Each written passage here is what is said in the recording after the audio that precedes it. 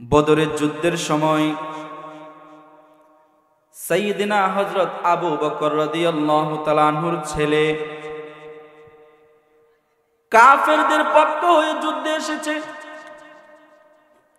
যদিও আবু বকরের ছেলে তখন মুসলমান ছিল না, বদরের যুদ্ধের পরে তিনি মুসলমান হয়েছেন। যুদ্ধের পরে একদিন মুসলমান হওয়ার পরে আবু বকর রাদিয়াল্লাহু তাআলা আনহুর সন্তান ঈমান গ্রহণ করিয়া বাবা আবু বকরের সাথে বসে রয়েছে।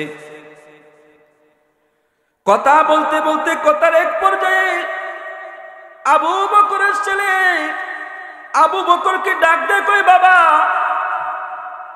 বদরের যুদ্ধের সময় এমন বহুবার হয়েছে যে আমি যুদ্ধ করতেছি, তুমিও যুদ্ধ করতেছো, যুদ্ধ করতে করতে আব্বা তোমার কল্লাটা আমার তরবারির নিচে চলে আসছে। আমি যদি ইচ্ছা করতাম তখনই আমার তরবারি দিয়া তোমার কল্লাকে আমি দ্বিখণ্ডিত করতে পারতাম। ও বাবা, জানো আমি কেন তোমাকে হত্যা করি নাই? আবু বকর ডাক দে, কই কেন তুমি আমাকে হত্যা করো নাই? ওই সন্তান ডাক দে, কই বাবা, কারণ আপনি তো আমার জন্মদাতা পিতা, আপনি তো আমাকে জন্ম দিয়েছেন, লালন পালন করেছেন, এই জন্য এই মহাব্বতের কারণে আমার তরবারির নিচে আসার পরেও আমি আপনাকে হত্যা করি নাই। আবু বকরের সন্তান যখন এই কথা বলছে, সাইয়্যিদনা হযরত আবু বকর রাদিয়াল্লাহু তাআলা আনহু বসা থেকে দাঁড়ায় গেছে। চিল্লায়া বলেন আল্লাহু আকবার। দাঁড়ায় কয়ে, সন্তান, ওই বদরের রণাঙ্গনে যদি আমি আমার তরবারির নিচে তুমি যদি আসতা, আমি আমার সন্তান বইলা তোমাকে একটু ছাড়ে দিতাম না। আমার এই তরবারি দিয়া সাথে সাথে তোমার কল্লাকে আমি দ্বিখণ্ডিত করে দিতাম। সুবহানাল্লাহ। সন্তান তার বাবা আবু বকরকে ডাক দেখো, বাবা, আপনি না আমাকে জন্ম দিয়েছেন, আপনি না আমার পিতা, আমার প্রতি কি আপনার বিন্দু পরিমাণও কি মায়া নাই, কি মহাব্বত নাই?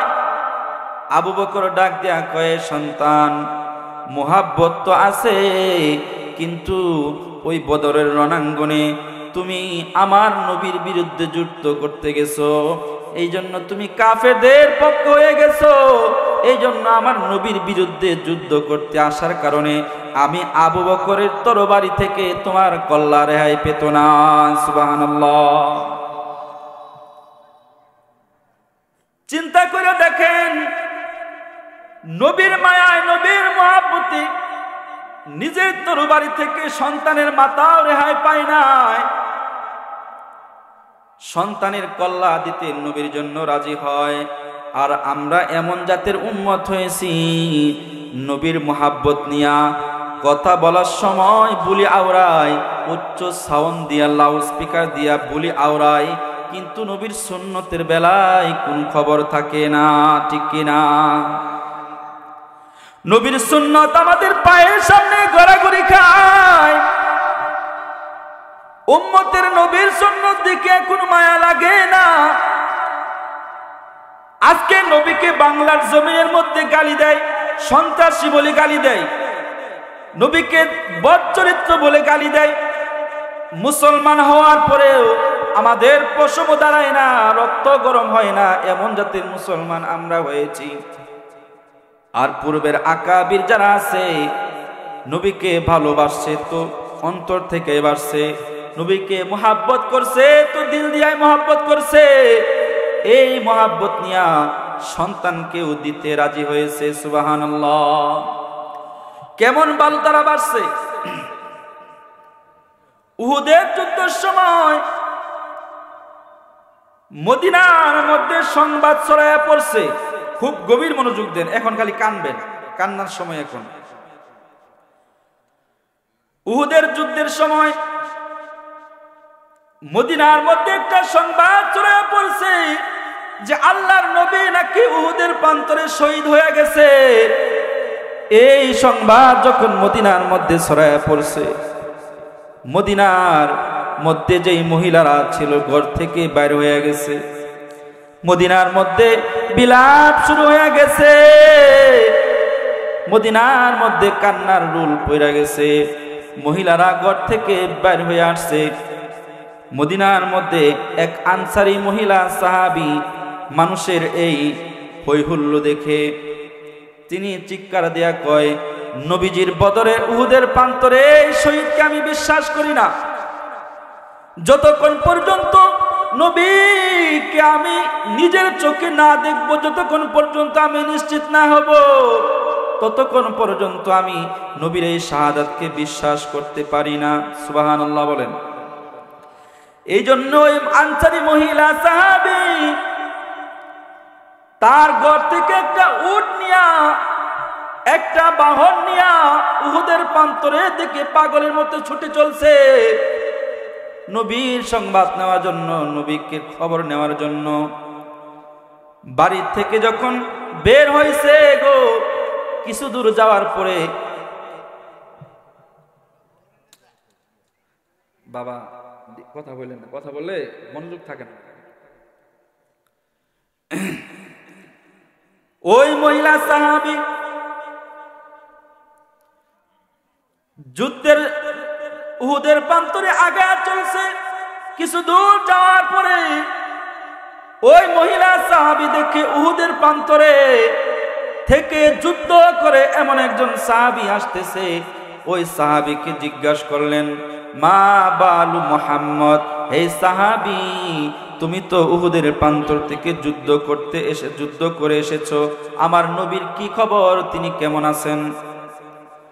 ওই সাহাবী ডাক দেয় কয়, নবীজির ব্যাপারে আমি কিছু জানি না, তবে ওই উহুদের প্রান্তরে তোমার যুবক ছেলের শাহাদাতের লাশ আমি অমুক জায়গায় পড়ে থাকতে দেখেছি। ওই সাহাবীর কাছ থেকে নিজের যুবক সন্তানের শাহাদাতের লাশের সংবাদ শোনার পরেও ওই মদিনার আনসারী মহিলা সাহাবীর মধ্যে কোনো ভাবান্তর হয় নাই, কোনো দুঃখ নাই, কোনো কষ্ট নাই। নবীর খোঁজ নেওয়ার জন্য তিনি বদরের প্রান্তরের দিকে আগায়া চলছেন। জোরে বলেন সুবহানাল্লাহ। ওই সাহাবী থেকে বিদায় নিয়া আবার যখন উহুদের প্রান্তরে পথ চলতেছেন, সামনে যেতে লাগলেন। কিছু দূর যাওয়ার পরে আরেক সাহাবীর সাথে সাক্ষাৎ হয়। তাকেও জিজ্ঞাসা করি, মা বালু মুহাম্মদ, এই সাহাবী নবীজির কি অবস্থা, তিনি কেমন আছেন? ওই সাহাবী ডাক দিয়া কয়, নবীজির ব্যাপারে আমি কিছু জানি না, তবে উহুদের প্রান্তরে অমুক জায়গায় আমি তোমার স্বামীর লাশ পড়ে থাকতে দেখেছি। ওই সাহাবী থেকে নিজের স্বামীর শাহাদাতের সংবাদ শোনার পরেও তার কোনো দুঃখ নাই, নবীর সংবাদ পাওয়ার জন্য সামনে আগায়া চলছে। কিছু দূর যাওয়ার পরে আরেক সাহাবীর সাথে সাক্ষাৎ। তাকেও প্রশ্ন করলে, মা বালু মুহাম্মদ, নবীজির কি অবস্থা, তিনি কেমন আছেন?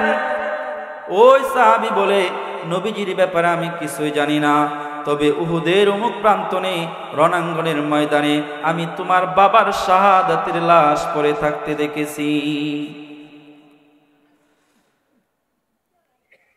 নিজের বাবার শাহাদাতের সংবাদ শোনার পরেও তার অন্তরে কোনো দুঃখ নাই। নবী দেখার জন্য, নবীর খবর পাওয়ার জন্য সামনের দিকে আগায়া চলছে। কিছু দূর যাওয়ার পরে আরেকজন উহুদের সাহাবী যুদ্ধ করে আসতেছে। তাকেও একই প্রশ্ন করলেন, মা বালু মুহাম্মদ, নবীজির কি খবর, তিনি কেমন আছেন? ওই সাহাবী ডাক দেয়া কয়, নবীজির ব্যাপারে আমি কিছু জানি না, তবে উহুদের প্রান্তরে আমি তোমার ভাইয়ের লাশ পড়ে থাকতে দেখেছি। সাহাবীদের কাছ থেকে নিজের যুবক ছেলের শাহাদাতের সংবাদ, বাবার সংবাদ, স্বামীর সংবাদ, ভাইয়ের সংবাদ শোনার পরেও তার মনের মধ্যে কোনো দুঃখ নাই। এদের সহিত তার অন্তরে ঝড় তুলে নাই। তার হৃদয় ব্যাকুল হয়ে আছে প্রিয়তম নবীর খবর নেওয়ার জন্য। তিনি কেমন আছেন, কোথায় আছেন? চিল্লায়া বলেন, জোরে জোরে বলেন আল্লাহু আকবার। চারজনের শাহাদাতের সংবাদ শোনার পরে পাঁচজন সাহাবীর মাথায় আরেকজন সাহাবী আসতেছে, তাকে জিজ্ঞাসা করলেন, মা বালু মুহাম্মদ, এই সাহাবী নবীজির খবর কি, তিনি কেমন আছেন? ওই সাহাবী ডাক দেয়া কয়, নবীজি ভালো আছেন, উহুদের উমুক প্রান্তরে অবস্থান করছেন। সুবহানাল্লাহ। ওই সাহাবী থেকে যখন নবী জীবিত থাকার সংবাদ ওই মহিলা পাইছে গো, দীর্ঘদিন যাবৎ জমিনের মধ্যে বৃষ্টি না হলে যেমন জমিন ফাইটা যায়, আবার বৃষ্টি পড়ার পরে জমিনটা যেমন উষ্ণ হয়ে যায়, জমিনটা যেমন ভিজে যায়, ওই সাহাবী থেকে নবীজির সংবাদ শোনার পাওয়ার পরে ওই মহিলার অন্তরে এমন আনন্দ দিয়া সজীবতা হয়ে যায়। সুবহানাল্লাহ। সাহাবীর কাছ থেকে যখন নবীজি জীবিত আছে এই সংবাদ যখন শুনছে গো, আরো পাগল পারা হইয়া উটকে তার বাহনকে দ্রুত গতিতে হাঁকায়া হাঁকায়া উহুদের প্রান্তরে আরো দ্রুত গতিতে চলছে গো। উহুদের প্রান্তরে যাওয়ার পরে আল্লাহর নবীকে দেখে উহুদের পাহাড়ের দিকে ফিরে তাকায় আছেন। সুবহানাল্লাহ বলেন। ওই মহিলা সাহাবী উট থেকে নাইমা আল্লাহর রসুলের চাদরের কোনা ধরে টান দিছেন। টান দিয়া কয়, ইয়া রাসূলুল্লাহ কাইফা হালুকা, আপনার কি অবস্থা? নবীজি বলে, আলহামদুলিল্লাহ, আল্লাহ আমাকে ভালো লাগছে, তোমার কি অবস্থা? বলে, ইয়া রাসূলুল্লাহ, মদিনার মধ্যে সংবাদ ছড়ায়া পড়ছে আপনি নাকি শহীদ হয়ে গেছেন। এই যুদ্ধের ময়দানে আমার সন্তান আসছে, আমার স্বামী আসছে গো, আমার বাবা আসছে, আমার ভাই আসছে। নবীজি বলে, তাদের কি অবস্থা? বলে, ইয়া রাসূলুল্লাহ, আমার স্বামী, আমার সন্তান, আমার ভাই, আমার বাবা সকলেই শহীদ হয়ে গেছে। আল্লাহর রাসূল ডাক দেখো, এই মহিলা সাহাবী, তারা যে শহীদ হইল এর জন্য কি তোমার মনের মধ্যে কোনো দুঃখ নাই? ওই মহিলা সাহাবী ডাক দেখো, ইয়া রাসূলুল্লাহ, আমার মনের মধ্যে দুঃখের তো কোনো শেষ নাই। আমার স্বামীও মারা গেছে, আমার কলিজার টুকরা সন্তানও মারা গেছে ও নবী, কিন্তু আপনি যেহেতু জীবিত আছেন, আপনাকে দেখার পরে কুল্লু মুসিবাতিন বাদাকা জালাল, আপনাকে দেখার পরে আমার অন্তর থেকে সব দুঃখ দূর হয়ে গেছে। সুবহানাল্লাহ। তো চিন্তা করে দেখেন, উহুদের এই প্রান্তরে নিজের যুবক ছেলের শাহাদাতের লাশ পড়ে আছে, স্বামীর শাহাদাতের লাশ পড়ে আছে, বাবাও শহীদ হয়ে গেছেন, ভাইও শহীদ হয়ে গেছেন, কিন্তু ওই মহিলা সাহাবীর অন্তরে নবীর কি পরিমাণ প্রেম ছিল! সত্যিই তারা কাটে আসে, কি মোহাব্বত ছিল!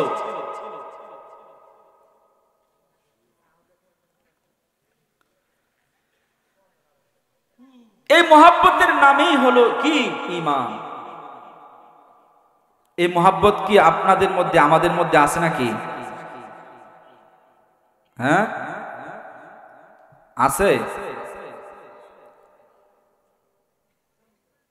আজকে যদি কয় যে রাতের 12টার সময়, থানাটার নাম যেন কি, নালিতাবাড়ি থানার মধ্যে এক বন্ড আইসে নবী দাবি করে নবীকে গালি দেয়, আপনি কি কইবেন জানেন?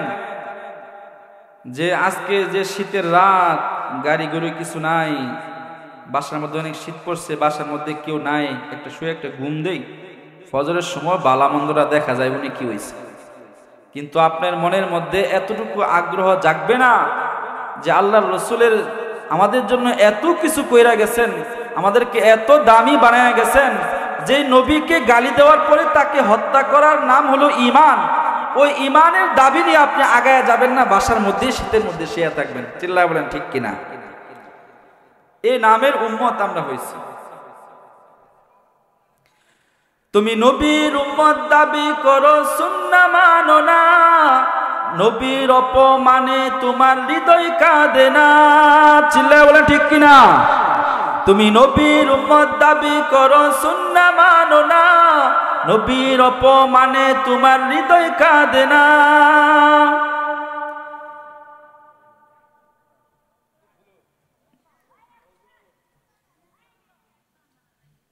কিছু হয়েছে নাকি? আচ্ছা, সম্মানিত উপস্থিতি, তাহলে নবীর জন্য নিজের ভাই, নিজের সন্তান, নিজের স্বামী, নিজের পিতা শহীদ হয়ে যায়, তারপরেও কি এদের প্রতি কোনো পরোয়া নাই?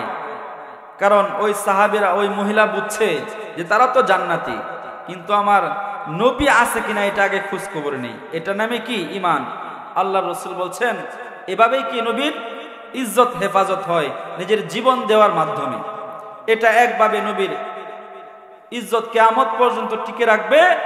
কোনো বেঈমান যখন, কোনো দুশমন যখন নবীর বিরুদ্ধে মাথা চাড়া দেবে, ওই জায়গার মধ্যে তার মাথাকে ধ্বংস করে দেওয়ার মাধ্যমেই নবীর নাম নিশানা কিয়ামত পর্যন্ত বাকি থাকবে। আরেকটা বিষয়ের মাধ্যমে, সেটা হলো নবীর অনুকরণ করার মাধ্যমে। قال رسول الله صلى الله عليه وسلم لا يؤمن أحدكم حتى أكون أحب إليه من والده وولده والناس أجمعين। আল্লাহ রাসূল সাল্লাল্লাহু আলাইহি ওয়াসাল্লাম বলেন, হে আমার উম্মতেরা, যতক্ষণ পর্যন্ত তোমরা তোমাদের স্ত্রী, পুত্র, সন্তান, সন্ততি, পিতা মাতা, দুনিয়ার যা কিছু আছে সব থেকে বেশি আমি নবীকে যতক্ষণ পর্যন্ত বেশি ভালো না বাসবা, ততক্ষণ পর্যন্ত তোমরা পূর্ণাঙ্গ মুমিন হতে পারবা না। সুবহানাল্লাহ। আজকে নবীর প্রতি মায়া নাই, নবীর প্রতি ভালোবাসা নাই, নবীর সুন্নতের কোনো অনুসরণ নাই। আল্লাহ রাসূল সাল্লাল্লাহু আলাইহি ওয়াসাল্লাম বলেন, হে মুসলমান, তোমরা যদি তোমাদের নিজেদের ঈমানকে জাস্টিফাই করতে চাও, যদি যাচাই বাছাই করতে চাও যে তোমরা যা কিছু করছো নেক আমল আমি মালিকের দরবারে কবুল হচ্ছে কিনা, কেমনে করবা? আল্লাহ তাআলা জানায়া দেন, হে গোলাম, তোমরা আমার নবীর সুন্নতের কোষ্ঠী পাথর দ্বারা যাচাই বাছাই করবা। তোমরা যদি দেখো আমার নবীর সুন্নতের মাধ্যমে তোমার প্রত্যেকটা কাজ হচ্ছে, প্রত্যেকটা ইবাদত হচ্ছে আমার নবীর তরিকা মতো, তাহলে আমি আল্লাহর কাছে বিশ্বাস রাখবা, আমি আল্লাহ রব্বুল আলামিন তোমাদের নেক আমলগুলি কবুল করে নিব। সুবহানাল্লাহ। আর যদি দেখো না না, আমার রাসূল বলছে সুন্নত তরিকায় নখ কাটতে, আমার সুন্নত তরিকায় হয় নাই। আল্লাহর রাসূল বলছে রাস্তা দিয়ে আমি নবীর যেভাবে হাঁটছি সেভাবে হাঁটো, কিন্তু আমি আমার মন গড়া হাঁটছি, নবীর সুন্নত তরিকায় হাঁটি নাই।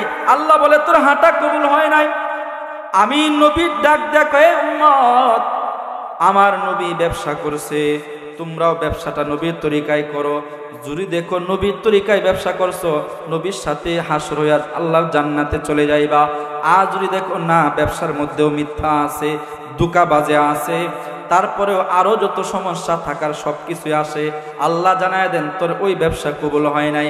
এইভাবে দুনিয়ার পার্লামেন্ট থেকে একেবারে মা বোনদের রান্নাঘর পর্যন্ত যত কাজ হতে পারে প্রত্যেকটা ক্ষেত্রে নবীর সুন্নত, নবীর আদর্শ আছে না নাই?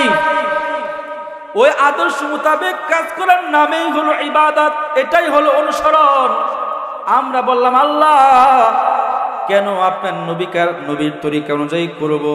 আল্লাহ জানায়া দেন, হে গোলাম, কারণ আমি আল্লাহ দুনিয়ার প্রত্যেকটা মানুষের জন্য জন্ম থেকে মৃত্যু পর্যন্ত আমার নবীকে তোমাদের জন্য গোটা জিন্দেগীর ইমাম বানাইছি। সুবহানাল্লাহ। আমাদের জীবন হলো একটা নামাজের মতো। মসজিদের মধ্যে যখন আপনারা ইমামের পিছনে নামাজ পড়েন, সামনে ইমাম কয়জন থাকে? না, আপনাদের নয়াবিলে 2 জন থাকে নাকি? আমাদের মুন্সিগঞ্জে একজনই থাকে, আপনাদের এদিকেও একজন, পিছনে মুসল্লি যত হাজারই হোক না কেন, সামনে ইমাম কয়জন? এখন কোনো ব্যক্তি যদি এই কথা বলে যে ইমামের যে যোগ্যতা আছে আমারও সেই যোগ্যতা আছে, ইমাম যে সূরা পারে আমিও পারি, ইমাম যে কেরাত পারে আমিও পারি, আমি ইমামের পিছনে দাঁড়ায়া থাকব, নামাজের মধ্যে আমি ইমামের অনুসরণ করব না, আমি আমার মতো দাঁড়ায়া থাকব, এভাবে যদি কিয়ামত পর্যন্ত দাঁড়ায়া থাকি ইমামের পিছনে, ইমামের অনুসরণ না করে, ইমাম রুকুতে গেলে রুকুতে যায় না, সে দাঁড়ায়া থাকে, ইমাম সাজদায় গেলে সে সাজদায় যায় না, সে রুকুতে যায়, কেউ যদি ইমামের পিছনে থাইকা এরকম গাড়তেরামি করে, এই গাড়তেরামি কইরা যদি কিয়ামত পর্যন্ত দাঁড়ায়া থাকে, ইমানের আওয়াজ দিয়া বলবেন তার নামাজ কোশ্চিন কালেও কবুল হবে নাকি? কেন হবে না? বলে হুজুর আমরা ফতোয়া দিলাম ইমামকে মানে নাই, ইমাম না মানলে কি নামাজ হবে নাকি? তাহলে শুনেন, আল্লাহ বইলা দিছে গোলাম তোমাদের জন্ম থেকে নিয়ে মৃত্যু পর্যন্ত, কবর পর্যন্ত শুধু না কিয়ামত পর্যন্ত তোমাদের জীবনের ইমাম বানাইছি। একটা হলো নামাজের ইমাম, আর একটা হলো জীবনের ইমাম।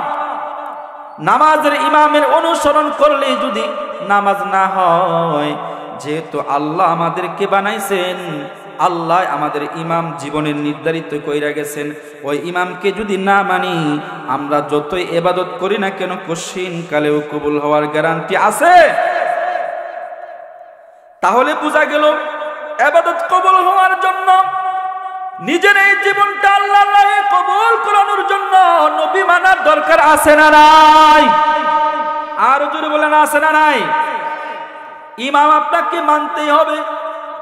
আল্লাহ তাআলা বলেন, হে গোলাম যদি দেখো তোমার প্রত্যেকটা কাজ আমার নবীর সুন্নাহ তরিকায় হয়েছে, তাহলে বিশ্বাস রাখবা আমি আল্লাহ তোমাদের জীবন কবুল করে নিব। আর যদি দেখো না না তোমার মন গড়াই হয়েছে, তাহলে কোশ্চিন কালেও তোমার ইবাদত কখনো কবুল হবে না। বিবাহের সময় নববধূকে সুসজ্জিত করা হয়, কন্যাকে বাবা সাজাইতে সাজাইতে বিউটি পার্লারে পর্যন্ত নিয়ে যায়। এলাকার এক যুবক ডাক দেখো চাচা আপনার কন্যাকে বিউটি পার্লারে কেন নিয়ে আসছেন?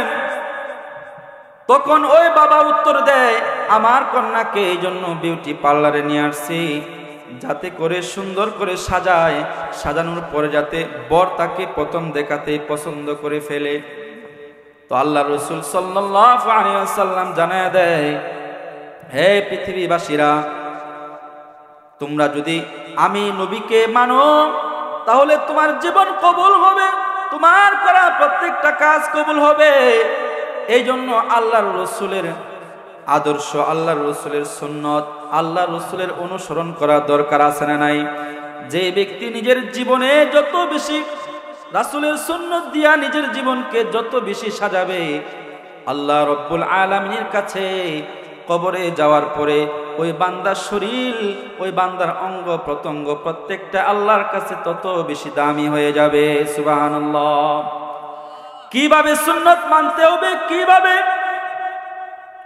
সাহাবীদের নবীর সুন্নতের প্রতি কি পরিমাণ মায়া ছিল, কিভাবে তারা নবীর সুন্নতকে মানছে গো। আব্দুল্লাহ ইবনে উমর রাদিয়াল্লাহু তাআলা আনহু, মানে আব্দুল্লাহ ইবনে উমর মানে হলো আনহুর ছেলে আব্দুল্লাহ রাদিয়াল্লাহু তাআলা আনহু। ঘটনা বলে আমি শেষ করছি। আব্দুল্লাহ ইবনে উমর রাদিয়াল্লাহু তাআলা আনহু একবার মদিনা তৈয়বা থেকে মক্কা মুকাররমার দিকে সফর করে যাচ্ছেন, সাথে এক সফর সঙ্গী নিয়া। খুব গভীর মনোযোগ দেন। আব্দুল্লাহ ইবনে উমর রাদিয়াল্লাহু তাআলা আনহু একবার একজন সফর সঙ্গী নিয়া মদিনা তৈয়বা থেকে মক্কা মুকাররমার দিকে সফর করছেন।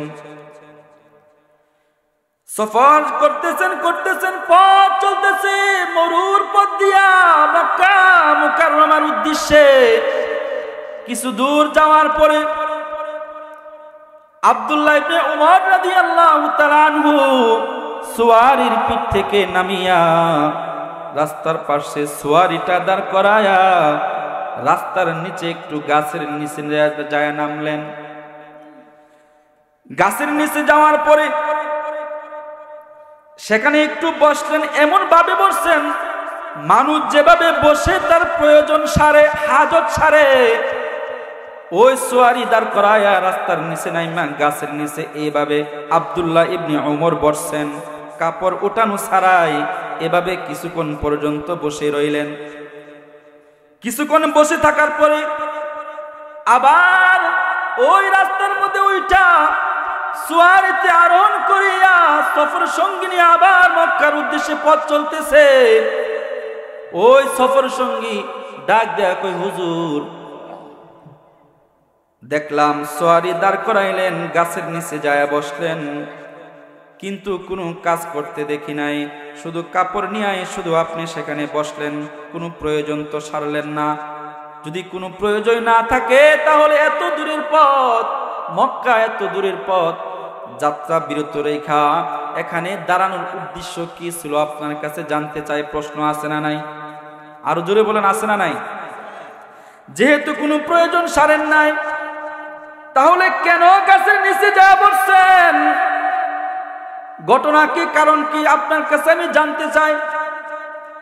আব্দুল্লাহ ইবনে ওমর ডাক দেখো, এ সাহাবী, আজ থেকে বহুকাল পূর্বে আমার নবীর সাথে একদিন আমি এই মদিনা তৈবা থেকে মক্কা মুকাররমার দিকে সফর করছিলাম, আমি নবীর সফর সঙ্গী হয়েছিলাম। এমন সময় আল্লাহর রাসূল এই জায়গায় দাঁড়ায় তিনি তার সোয়ারি দাঁড় করাইছেন। সোয়ারি দাঁড় করায়া ওই গাছের নিচে যায় আল্লাহর রাসূল তিনি তার প্রয়োজন সারছেন গো। আর বহুকাল পরে আমি আব্দুল্লাহ ইবনে ওমর নবীজির সাহাবী, এই পথ দিয়া যখন আমি যাই নবীর কথা আমার স্মরণ হয়ে যায়। নবীজি তো এখানে নামছেন, যদিও আমার সেখানে কোনো প্রয়োজন ছিল না, কিন্তু আমার মন চায় আমি এখানে তাই করব যা আমার দুজাহানের নবী করেছেন। সুবহানাল্লাহ। তুকু যাও সুন্নতে আহমদ কুজা ভা মুহাম্মদ কৈবুয়াদ নিসবতুরা কার শাইত মি কুনি নামত ওলি গরওয়ালি ইলান তাস্তাই বরওয়ালি। এ নয়াবিলের একজন মুসলমান, তুমি কোথায়? আজকে তোমার নবীর সুন্নত কোথায়? ওই সাহাবীদের মতো যদি আজকে তোমার অন্তরে নবী প্রেম থাকতো গো, তাহলে তুমি আজকে নবীর দাড়ি কাইটা ডাস্টবিনেতে ফেলাইতে পারতা না। কথা বলেন ঠিক কিনা? সেই নবীর মহব্বত নিয়ে তুমি মিথ্যা বলতে পারতা না, তুমি গীবত করতে পারতা না, পরনিন্দা করতে পারতা না, পরনারী দেখতে পারতা না। কথা বলেন ঠিক কিনা? এই জন্য সেই নবীর দয়া, সেই নবীর মহব্বত নিয়ে আগায়া যাও, আখিরাতের দিকে আগাইবা।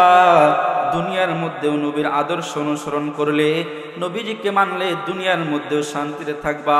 আখিরাতে কবরে যাওয়ার পরে আল্লাহ রাব্বুল আলামিন তোমার জন্য তোমার সামনে জান্নাতের রাস্তা ওপেন করে রেখে দিবে। সুবহানাল্লাহ। সম্মানিত হাজিরিন, অনেক সময় আলোচনা করা হলো নবীর মহব্বত নিয়ে, কিছু কথা হয়েছে, হযরত চলে আসছেন, এজন্য সময় স্বল্পতার কারণে আর আমরা সামনে আগাতে পারলাম না। যে কথাগুলো হয়েছে আমাদের সকলের দিলের মধ্যে নবীর প্রেম নিয়া, নবীর মায়া নিয়া, নবীর ভালোবাসা নিয়া সকলকে আগানোর তৌফিক দান করেন।